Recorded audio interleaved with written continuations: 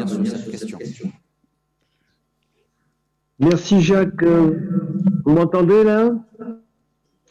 Bonjour à toutes et à tous, Madame la Ministre, Mesdames, Messieurs, en vos grades et qualités.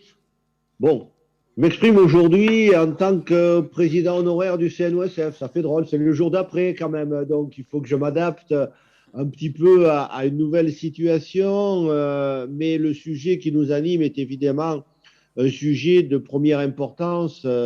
D'abord parce que, comme toute crise à laquelle on ne s'attend pas, elle tombe dessus avec beaucoup de brutalité quelque part et on n'est pas en situation de réagir immédiatement.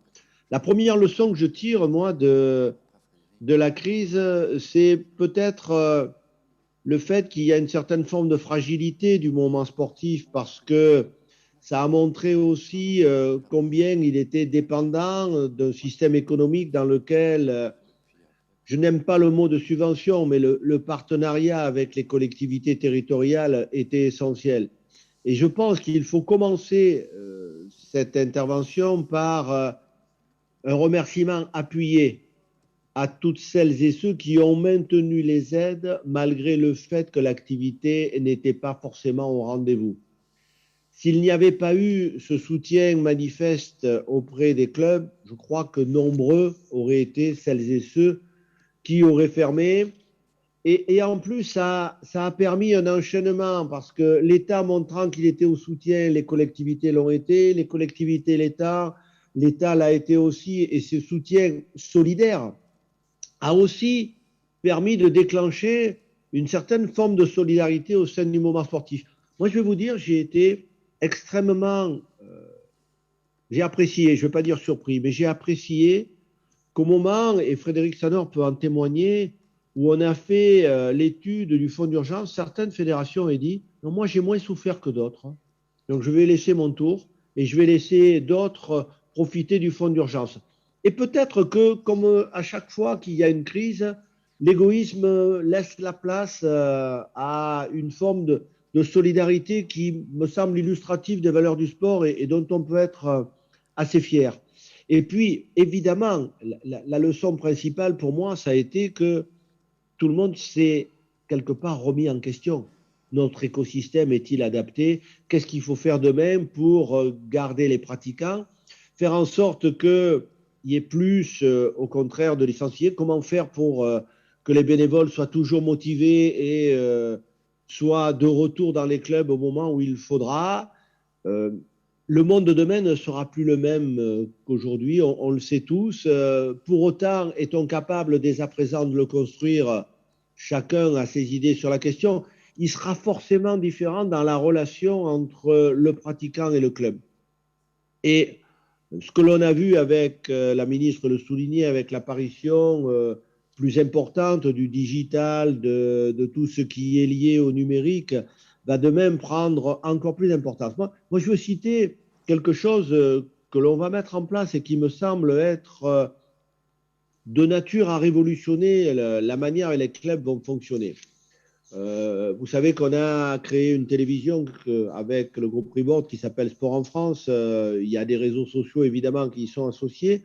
Mais demain, on va faire mieux avec une plateforme de type OTT et où la proposition qui est faite à chaque club, je dis bien à chaque club, est de pouvoir, avec un téléphone portable, qu'il soit iPhone ou Android, filmer les images de tous ces événements avec des bénévoles qui n'ont pas à être formés spécialement pour ça, il faudra juste qu'ils soient intéressés et passionnés. Et pour 300 € par an, ce qui est quand même une somme dérisoire, ils pourront avoir un abonnement à une application qui leur permettra d'incruster le score, le temps qui s'est passé, les renseignements relatifs à l'association. Une lucarne qui permettra à celui ou à celle qui est intéressé par le club de pouvoir connaître immédiatement ce que le club peut proposer. Et puis, enfin, un dernier bouton qui, lui, permettra aux images d'être stockées. Elles seront les propriétés des clubs. Ça sera gratuit, parce que pour moi, la gratuité est la condition sine qua non du développement.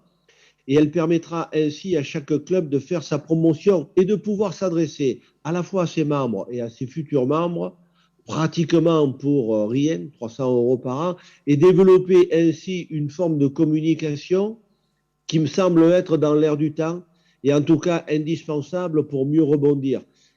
Et je rejoins évidemment le dernier propos qu'a fait la ministre sur le passeport. Je suis content, vraiment heureux qu'on ait développé la plateforme Mon Club près de chez moi.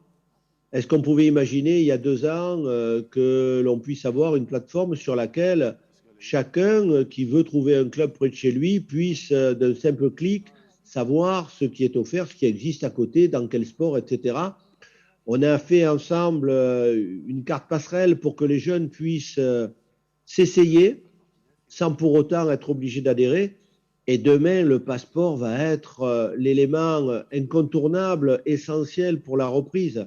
Et au-delà de l'aspect financier, qu'évidemment il faut souligner, et j'ai bien apprécié évidemment les propos de la ministre disant que si on dépassait, on dépassera.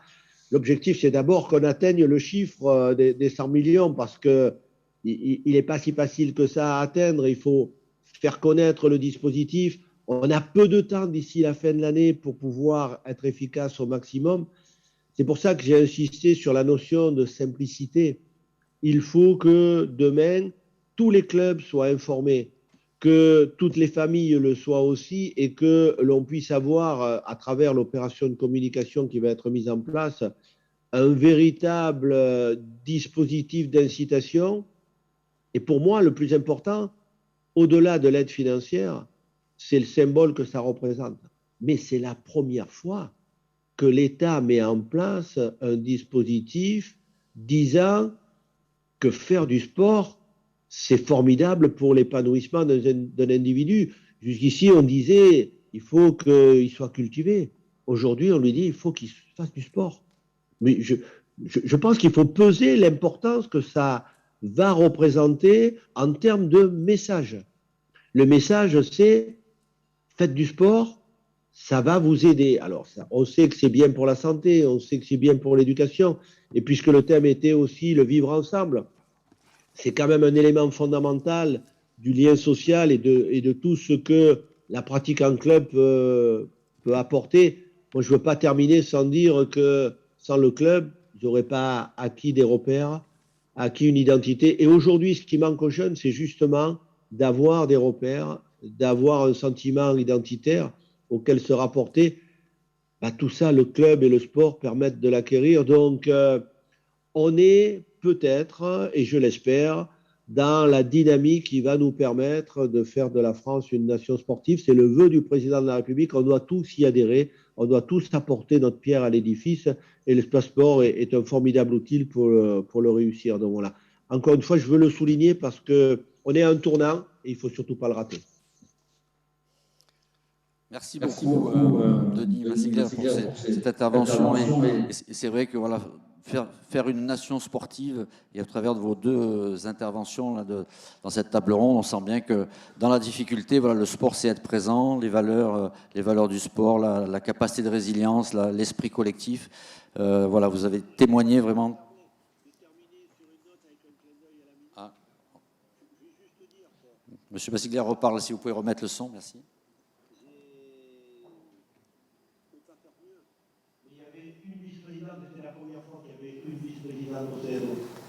Dans le dernier mandat, il y avait 3 vice-présidents. Aujourd'hui, il y a une présidente et il y aura une parité au bureau. Le conseil, il y a 14 membres quand même, féminines. Donc, Madame la ministre, grand sourire, on progresse. Magnifique chemin parcouru, Denis. Merci, c'est vrai que merci de souligner cet aspect sur la parité, c'est aussi un élément extrêmement important.